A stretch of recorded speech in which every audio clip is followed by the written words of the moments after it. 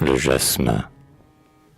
Un nom de fleur, pour vous, ce n'est peut-être qu'un nom charmant sans plus, il en est un. Pour d'autres, c'est peut-être, à la fin du printemps, dans l'air tendre, un parfum qu'ils pensent reconnaître. La fleur même, ils l'ont vue un jour, ils savent bien qu'elle est blanche et petite et aux heures chaudes, en la fraîcheur de retombantes palmes et d'émeraudes. Mais pour moi, c'est tout ce qu'elle est pour moi. Nul ne sait rien. Nul, s'il n'a comme moi, contre ses joues, senti les fins petits doigts caressants d'un arbuste penché dans le soir qui descend, et senti comment des étoiles se dénouent. Quand le vent joue avec des branches, nul ailleurs, ou sous un ciel pareil s'il n'a, pour une branche d'où glisse un bouquet d'étoiles blanches, connu la grâce d'un jardin sauvage et sa douceur. Nul ne sait. Ô bijoux vivants, pétales, faits de neige et de lait, de jeune émail, de nacre d'ivoire si blanc, de blanc corail, d'une chair de jacinthe ou d'ixoracie pâle. Blancheur qu'à sa mantille, entre un œil de sang et le jaune pompon d'une rose, l'Espagne, la brune Espagne, veut comme au front blanc de ces montagnes.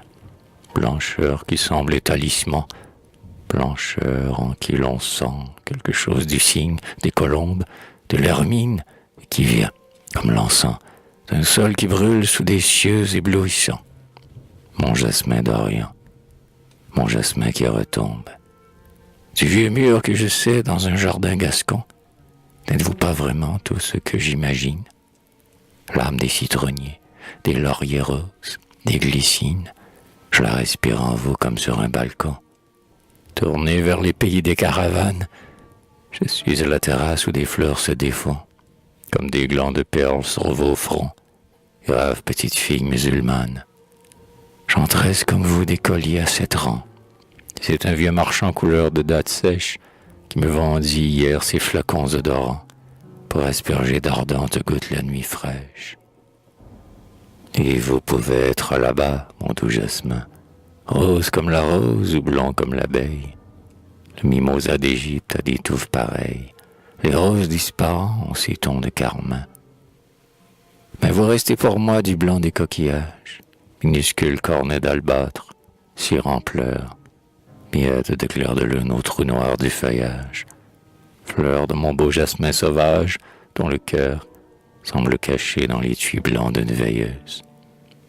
Ces blancs que vous voyez le long de nos chemins, dans l'ensorcellement d'une journée heureuse, le grand poète de chez nous qui, brin par brin, vous cueillait rameaux de Gascogne pour sa muse.